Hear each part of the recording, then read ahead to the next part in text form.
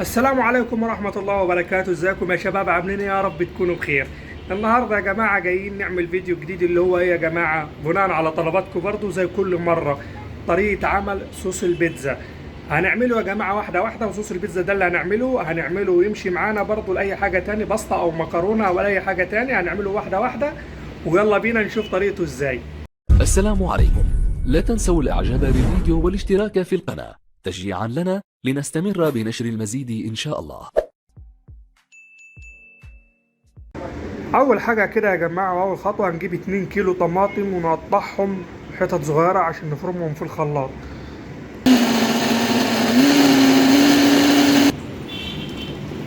فضي كده كلهم يا جماعة في بسيمة أو حلة صغيرة كده. وبعد كده هنجيب إيه؟ هنجيب بصلاية كده وننعمها تنعيمة حلوة، نقطعها تقطيع صغير خالص وننعمها.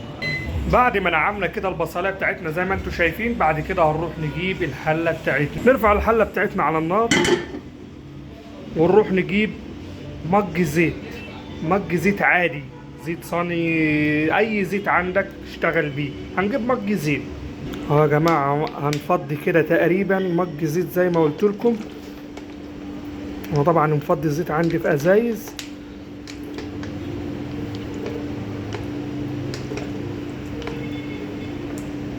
زي ما انتوا كده شايفين فضينا بتاع مج زيت في الحلة كده. احنا جينا رمينا الزيت وخليناه سخن، وبعد كده نرمي وراه البصل اللي احنا مقطعينها ناعمة يا جماعة زي ما انتوا شايفين كده. نخلوها تدبل شوية وهديكم الخطوة اللي بعد كده ايه. زي ما انتوا كده شايفين البصل بعد 5 دقايق ابتدى يدبل معانا. هروح جايب معلقة توم مفروم واروح راميها عليه. توم مفروم يا جماعة واروح راميها عليه. اللي ما عندوش توم مفروم طبعا ايه، هيجيب كام فص توم ويضربهم بقى في الهون، يضربهم في الخلاط زي ما انت ايه، زي ما هو عايز. هنروح نقلبها برضو كده زي ما انتوا شايفين كده مع البصل، نشوحها معاها. طبعا هي ريحة الثوم مع البصل طبعا في الزيت ده عاملة ريحة مش قادرة اوصفها لكم، يعني مش محتاجة توابل بعد الريحة دي. هنخليها برضو تتسبك يا جماعة دقيقتين هنا على النار. وبعد كده هنحط عليها الصلصة بتاعتنا اللي هي الطماطم. بعد ما خليناها على النار يا جماعة اتسبكت شوية. طبعا ما نخليهاش تتسبك زي بتاعة الطبيخ، لا، السنة اللي هي قبل بتاعة الطبيخ، يعني نخليها ايه زي اللي دبلانة خالص كده من غير ما تحمر. واخدين بالكم معايا؟ نروح بعد كده نجيب ايه الصلصة بتاعتنا اللي هي الطماطم اللي احنا فرمناها، لان احنا لسه هنحط ايه صلصة خام اللي هي الصلصة البوريه.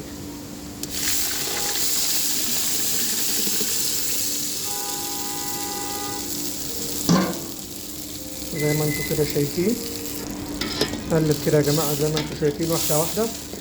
نقلب بقى كله مع بعضه ونهدي عليها النار او نخلي النار وسط عليها لحد ما تغلي معانا.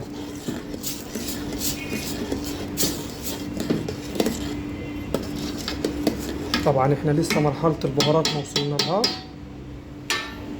اول ما بتبتدي تغلي معانا هنروح جايبين لها البهارات بتاعتها. خليكم معايا واحدة واحدة اهو، بس هنسيبها هي على نار هادية اهي وخليها شوية. بعد كده نجيب البهارات بتاعتها ونجيب ايه الصلصة الخام، واحنا واحدة واحدة اهو مع بعض. زي ما انتوا كده شايفين يا جماعة بعد 10 دقايق على البوتاجاز داخلة معانا وفي مرحلة الغليان. هنحط لها التوابل بتاعتها يا جدعان، اللي هي التوابل ايه، اقول لكم التوابل ايه. التوابل يا جماعة معلقتين فلفل اسود، يعني بمقام 25 او 30 جرام على الميزان، وزيهم كزبرة ناعمة، وزيهم مرق دجاج، وزيهم زعتر، وزيهم كمون، بس الكمون مش اكتر من 20 جرام عشان ما يمررش معانا، وملح ابيض. لازم نوازي يا جماعة في الملح الابيض، ناخد بالنا ان هي المرق الدجاج اصلا فيها ملح، فده مع ده عشان ما تحدقش معانا ناخد بالنا واحنا شغالين. لو هنحط 30 جرام مرق الدجاج هنحط 10 جرام ملح معاهم او 15 جرام، واحنا شغالين هندوق ونشوف الدنيا عاملة معانا ايه. تمام؟ واخدين المعلومة معايا الاخر ولا ايه؟ في ناس هتقول لي فين الريحان يا شيف لصوص البيتزا؟ انا يا جماعة صلصة البيتزا دي مش هشتغلها بيتزا بس، انا هطلع بيها باستا ريد صوص. واخدين بالكم معايا؟ وفي ناس بتفضل في الباستا انها مش عايزة ريحان، فانا كده هبوظ الدنيا معايا في ايه؟ في شغل الباستا. لو حطيت ريحان كده هثبت لنفسي ان الصوص ده كله مش هيشتغل الا للريحان بس. هنحط كده التوابل بتاعتنا اهو يا جماعه، واخدين بالكم، وهنفضل بقى نقلب التوابل واحده واحده اهو. المرحله اللي جايه والاخيره اللي هي ايه يا جماعه؟ هنحط بتاع 20 جرام خل. تقول لي ازاي خل يا شيف على صوص البيتزا كده؟ اقول لك بس انت حط خل وهتدعي لي. اهو يا جماعه نجيب الخل بتاعنا اهو اهي، نفضي منها 20 جرام خل، ما نكترش عشان ما تبقاش لاسعه معانا. طبعا يا جماعه في ناس هتسالني بتقول لي الريحان، انا يعني اوضح لكم موضوع الريحان ده واحده واحده. انا الصوص ده ما بشتغلوش صوص بيتزا بس، انا بطلع بيتزا بتاع ده باستا واي ريد صوص، بطلع منها من هو الصلصه دي. توصل لكم؟ في ناس بتفضل في الاكل ان هي مش عايزه ريحان، فانا بضطر ان انا هعمل صوص تاني نفس المكونات دي كلها وبنفس الكميه للباستا اللي هي الريد صوص. فانا بشتغل كده يا جماعه، وانا بطلع الشغل اللي عايز ريحان بحط له اول باول ريحان فريش، او بحط له ريحان ايه اللي هو مجفف اللي عند العطار ده، بطحنه ايه بيبقى معايا على الوش. فبفضل بخلي الريحان على قد الطلب. في ناس ما بتحبش في صوص البيتزا ريحان وفي ناس بتحبه، فانا بخليه بالطلب يا جماعه، عشان كده ما رضيتش احط ريحان. اتمنى يكون المعلومه وصلت. يلا بقى نرجع للصوص بتاعنا اللي هو نحط ايه الحاجه الاخيره اللي هو الصلصه الخام اللي هي البوريه، وهنشوف معانا وصل لايه. هنجيب الصلصه دي بتاعتنا يا جدعان. انا شغال بكيان معايا شغلها حلو، طبعا على حسب الصلصه الموجوده عندك. هنجيب 400 جرام. 400 جرام من ده على ال 2 كيلو يا جماعه هيظبط معانا الدنيا.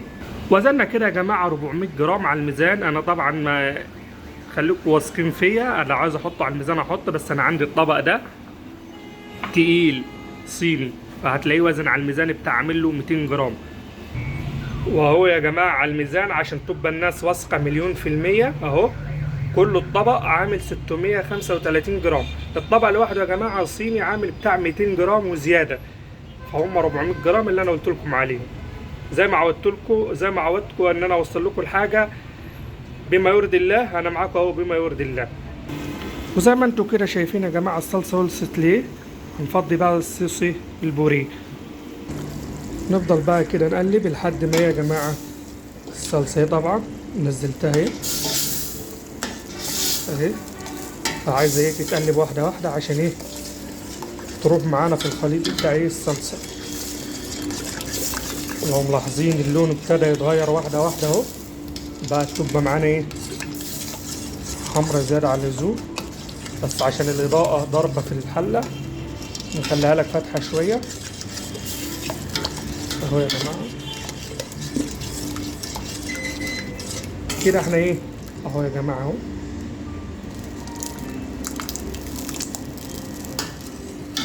بعد ما حطينا الصوص بتاعنا بقى هنعمل هنغطيها لمده ربع ساعه على نار هاديه خالص. على نار هاديه خالص. هنغطيها لمده ربع ساعه اهي يا جماعه. ابتدت تغلي معانا، وهنسيبها لمده ربع ساعه ونيجي نطفي عليها اهو النار. بص يا جماعه عامله ازاي النار، على نار هاديه خالص كانك بتسوي رز عشان ما تلزقش معاك.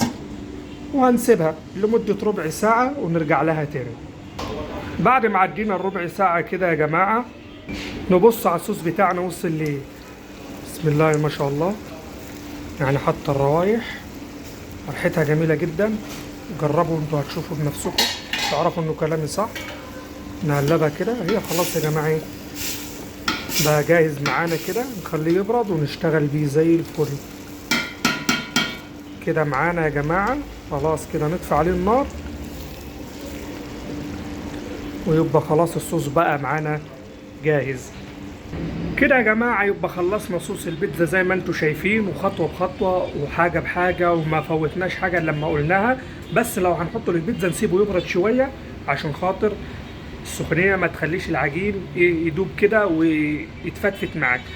فخلي الصوص يبرد لما تشتغل بيه. يعني لو هتعملوا البيتزا اعملوا قبلها بشويه حلوين عشان خاطر تبرد، عشان العجينه ما تسحش ولا تدوب معاك ولا ايه تتخرب منك ولا الكلام من ده. وكده عملناها يا جماعه واحده واحده وزي ما انت عايز. الكميه كانت 2 كيلو طماطم مع كوبايه ميه عشان نفرمهم في الخلاط، مع الصوص الخام اللي هو الصوص البوريه، صلصه خام، مع التوابل اللي احنا قلنا مكوناتها وقلنا وزنها. وشوفنا يا جماعه كل حاجه من البدايه للنهايه، واتمنى يكون الفيديو عجبكم وعرفت اوصل لكم المعلومه. وانا عملت صوص البيتزا ده بناء على طلبات ناس كتير.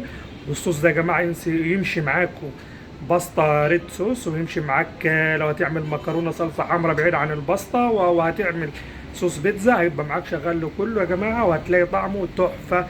جربوه وهتشوفوه بنفسكم وهتعرفوا انه كلامي صح. اتمنى يا جماعه يكون الفيديو عجبكم، ودعموني، والسلام عليكم ورحمه الله وبركاته.